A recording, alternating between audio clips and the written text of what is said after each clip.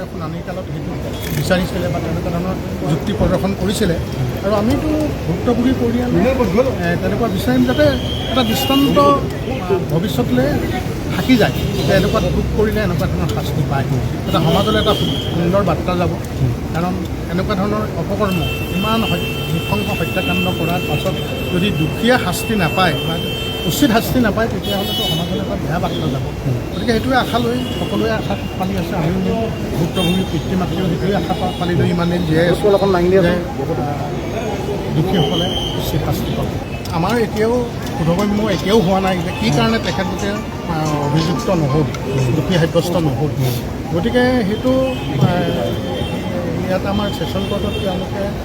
দোষমুক্ত হ'ল কিন্তু এটা পৰ্যায় আছে যে আমি হয়তো উচ্চ ন্যায়ালয়ত দ্বাৰস্থ হ'ব পাৰোঁ আমাৰ অধিবক্তাই চৰকাৰী পক্ষৰ অধিবক্তাই এইটো কথা কৈছেই যে মানে গভৰ্ণমেণ্টক যিহেতু তেওঁ গভৰ্ণমেণ্ট মানে নিযুক্তি দিছিলে গতিকে গভৰ্ণমেণ্টক তেখেতে এই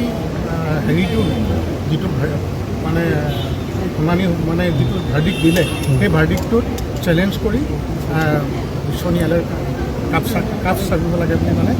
গভৰ্ণমেণ্টক জনাব আলোচনা কৰিছে নেকি এতিয়া আপোনালোকে সেইদিনাই অকণমান আলোচনা কৰিছিলোঁ তেখেতৰ মনোভাৱটো জানিছিলোঁ আৰু আমাৰ মনোভাৱটো তেওঁ জনাইছিলোঁ গতিকে তাৰপিছতে এই বিভিন্ন তাকে কথা কোৱা নাই আজি দিনটোলৈ বাট চাইছোঁ কিমান আশাবাদী আছে 100% আশা লৈ পেলাই আমি আহিছোঁ সদায় আশা লৈয়ে আহোঁ এতিয়াও আজি যিহেতু 20 জনৰ লগত শাস্তি প্ৰদান কৰিব ন্যায়ালয়ে সেইটো আশা লৈ আহিছোঁ আমাৰ আশা আছে আৰু আমি বিশ্বাসো আছে যে ন্যায়ালয়ে আমাক ন্যায় প্ৰদান কৰিব